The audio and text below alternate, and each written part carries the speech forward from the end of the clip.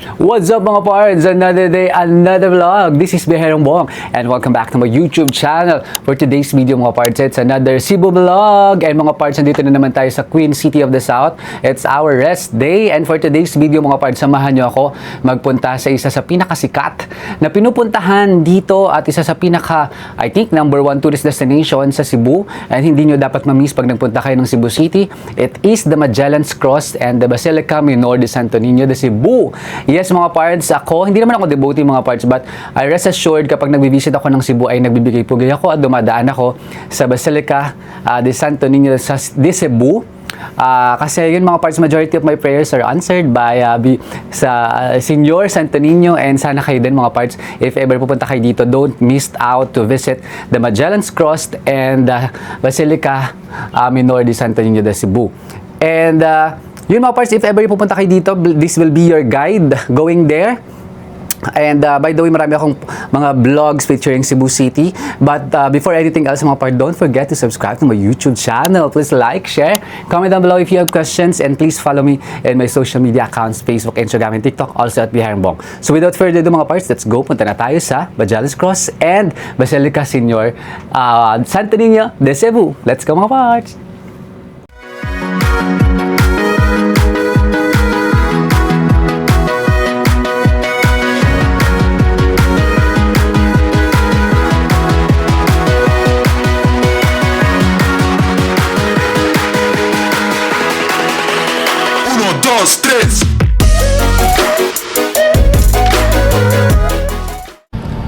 So mga parts, mag-grab lang tayo going to Magellan's Cross from Amber's Hotel. By the way mga parts, mayroon akong vlog nito. Itong pinag ko dito sa Cebu.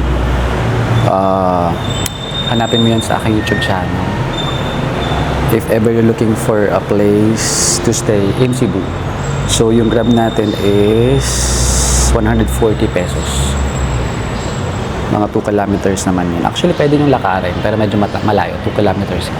So, waiting lang tayo sa ating Grab.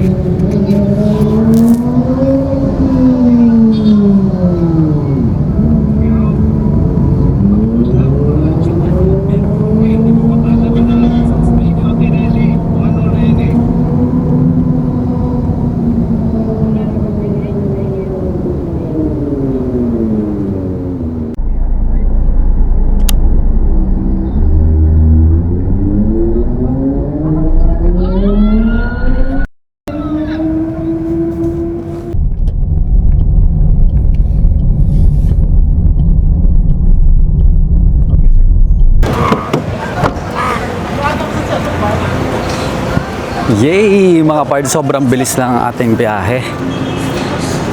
10 minutes. And we're here!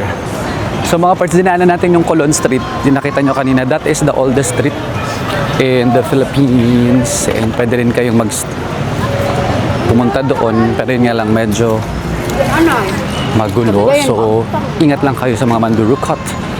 So, eto na mga pards. Actually mga pards, yung Santo Niño de Cebu tsaka yung Magellan's Cross, which is here, ay magkalapit lang yan.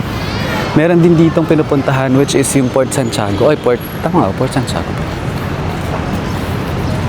Ayan na mga pards, ang Magellan's Cross. So, sikat to mga pards dati ng grade 1 ba or grade 2. Lagi itong nasa mga libro eh. And, etong mismong picture na yan, mga pards, ito na yung papasok ng Basilica, pero dito muna tayo sa Magellan's Cross. So mga pards, unahin nyo na to pag pupunta kayo ng Cebu. Dito na agad kayo sa Magellan's Cross. Ayan, medyo madaming mga tao.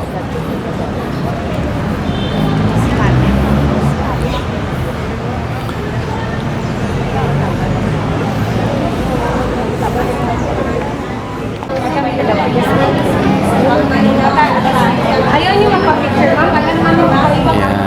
Walang bayad. Sanay lang ba?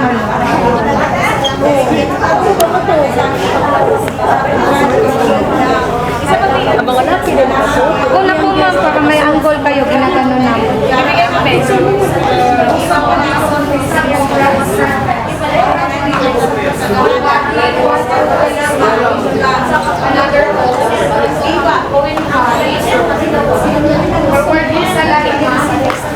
So mga pards, itong Magellan Cross is a symbol of Christianity in the Philippines. Tinusok yan ni Ferdinand Magellan noong 1551. Ay, sorry po na. Noong 1529. And yeah, doon nag-start yung Christianity sa Pilipinas. Though replica na lang itong mga parts. Pero yan, marami rin dito mga nagpapadasal. Yung mga yan. Sila ng and may bayad nga lang siya.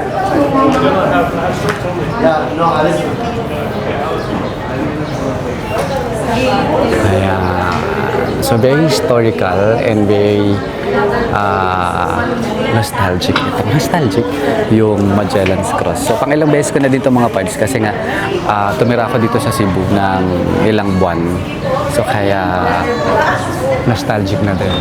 Okay, so ngayon naman mga parts, pasok tayo sa Basilica Minor de Santa Niña, Cebu. So, kung gusto niyo magpadasal, tsaka magpa-picture, ayan sila, yung mga nakadilaw. And dito yung exit, papasok naman sa Basilica. Let's go! So mga pards, meron po ditong protocol sa simbahan. Bawal po yung mga, ayan. Kita ang tiyan. So kailangan ay bawal ang short, bawal ang mga sleeveless, at mga naka-short, saka tsinelas. Kasi nga as respect dito sa ating Basilica. So mga parts, malapit din dito, Colegio del Santo Niño School. And ito na siya, mga parts. So dito yung mga tirika ng kandila, mga parts. Ayan. And ito na yung Basilica Santo Niño de Cebu.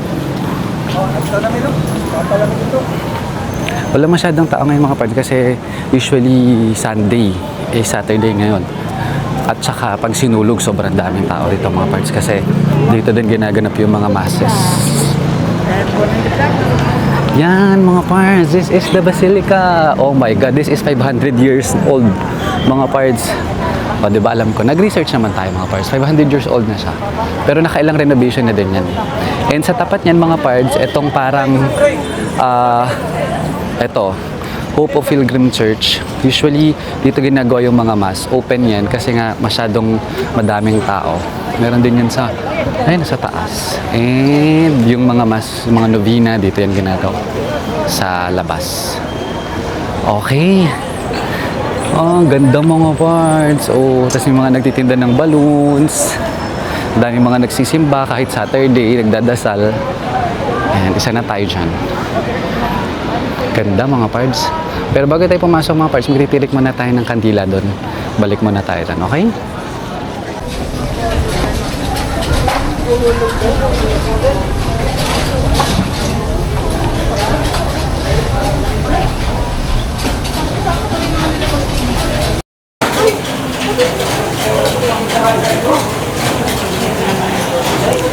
So yun mga parts, mag-donate tayo. And then, kukuha lang kayo dito ng kandila. Usually 5 pesos to isa eh. Pero depende naman sa inyo kung gusto nyo mas malaki yung i-donate. So I'll have 1, 2, 3, 4, 5 for our wishes.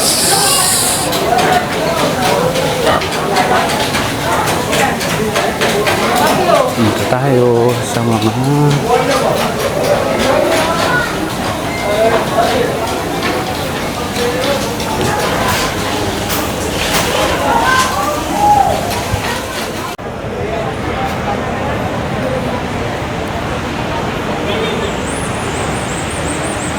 mga pirates. So, dito tayo sa loob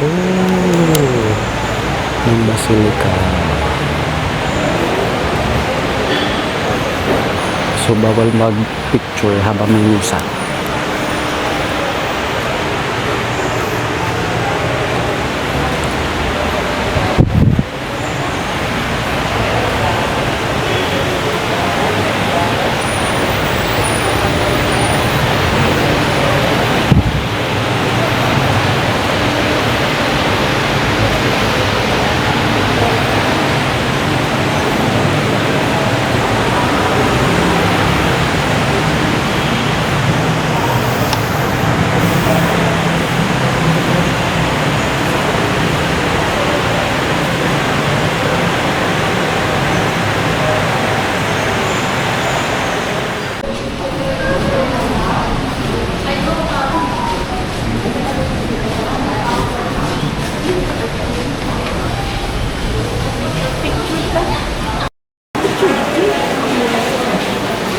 parts, meron din ditong parang museum, I think.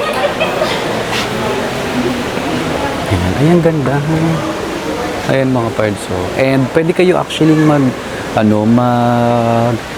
pumila para touch kayo kay Senyor Santo Niño. Pero bawal lang mag-video doon mga parts. So, dito na lang tayo. Yan. Meron din ditong souvenir shop sa loob. Dito. Yan. Tayo. So, meron ditong mga this way to exit para guided kayo. Adoration Chapel. Ito yung souvenir shop eh. Ay, hindi na dito. Nawala. Saan na kaya? Okay. Almighty, in the name of Jesus Christ, His Son, our Lord, in the name of the Holy Spirit, the Paraclete, and in the love of the Tapos mga parts nito self-same yung Lord Jesus pamisa. Christ, Ayan. who shall come to Yung mga request. and word by fire. Susulatan nyo lang dyan ng mga petitions. Blessing of men. Talagay nyo dyan. So, exit.